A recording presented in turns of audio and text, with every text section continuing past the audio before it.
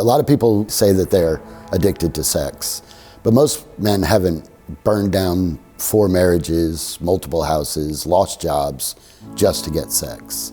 And that was my life.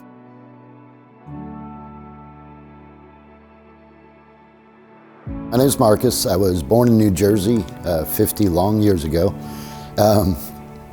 My life was good. I had both my parents. They were together my whole life. I grew up in a Catholic home, but around the time I was 10, I guess, I walked in and my mom was crying at the kitchen table, praying. As I grew up, this evangelist came when I was 14, and I don't remember a word he said. I just remember looking up, seeing the cross on the back of the church, and thinking that that was for me.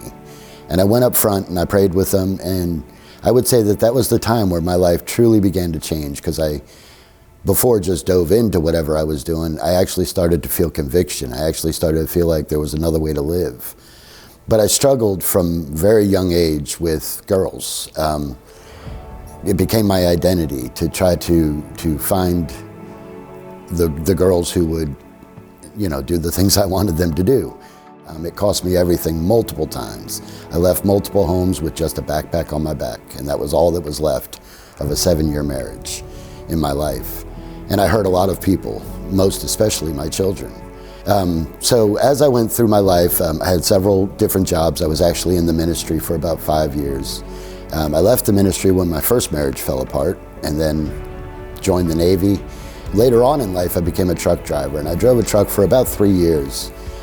And driving a very short run from Abilene to Sweetwater, Texas, and a little pickup truck spun out in the ice in front of me. And I started braking, and I almost missed him.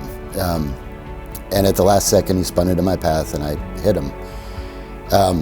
As I pulled over, I saw that he was stalled across 2 lanes of traffic on I-20. I was like, this dude's gonna get killed. So I jumped down and I started running toward him to push him off the road.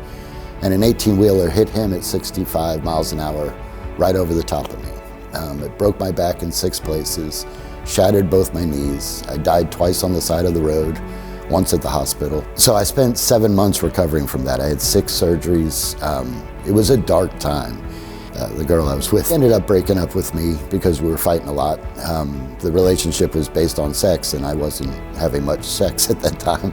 So she ended up leaving. Fast forward about a year, and my lawsuit settled, and I got a check in January of 23 for $1.5 million. And I was dating a girl at the time, and it was actually going well. I thought it was going well. But when I got that money, I realized that for the first time in my life, I could do all the things sexually that I ever wanted to do.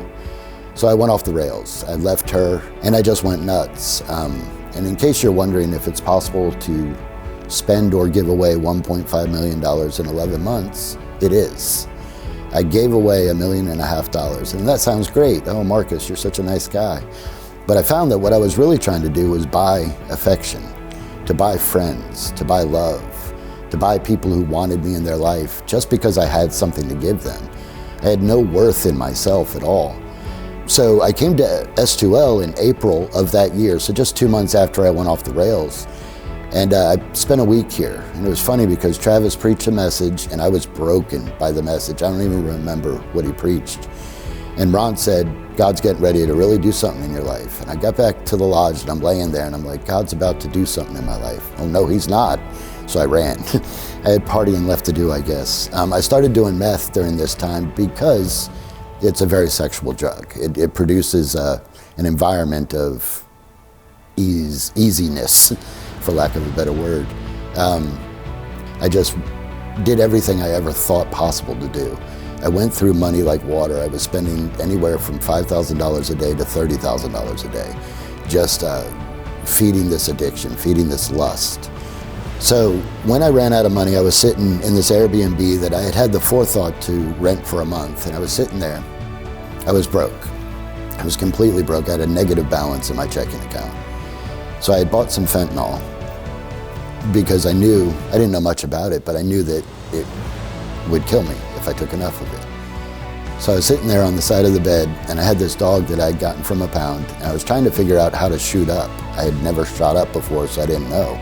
I was texting friends, hey, how do you shoot up? And they wouldn't tell me. And then I looked down at the dog and I was like, what do I do with the dog? If I kill myself, what do I kill the dog? I'm like, I can't kill a dog. And then just at that moment, the dog jumped up and knocked me over and started kissing me. And it was a God thing. It was a God moment because I was like, I can't do this. So I threw out the fentanyl and I called my brother and I said, I need help. And I ended up back here in Tennessee at S2L in Thanksgiving Day of 2023. And I was broken like I've never been broken before. I was shattered. I had nothing left. I had nothing in my mind left to live for. And I was sitting there and it's crazy because I was broken and I didn't know how to proceed. I didn't know what to do next. I had training. I said I was in the ministry, but I was stuck. I just had no idea where to go. So I was sitting at the lodge. We do this Bible study on Thursday afternoons, and it was a local pastor sitting there. And he said, does anybody want any prayer? And I said, yeah, I do. I'm stuck. I'm broken and I don't know how to proceed. And it was crazy because normally a pastor would be like, oh, well, pray with me or whatever. This guy didn't. He said, okay, yeah, we'll pray about that.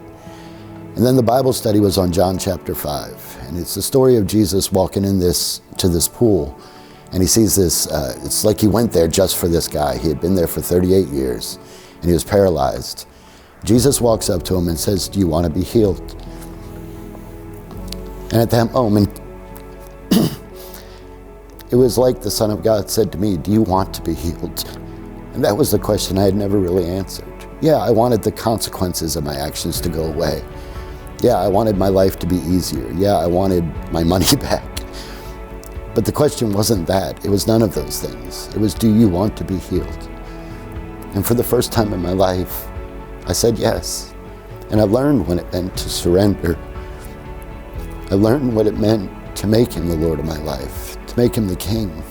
It's not something I've walked out with anything near perfection or even good. It's something that I fail at every day. But it's the acceptance that I always wanted. This idea that sexual addiction is it's about your worth. It's about wanting to be wanted. And I was wanted before God ever said, let there be light. And that just blew me away. It just wrecked my life in such a powerful way and then rebuilt my life in such a powerful way.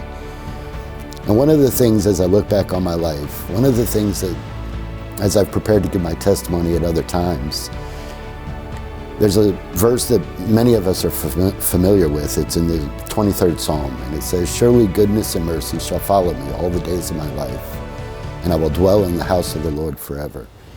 And I realized that the goodness and mercy of God has pursued me all the days of my life. All those times I asked him to let me go.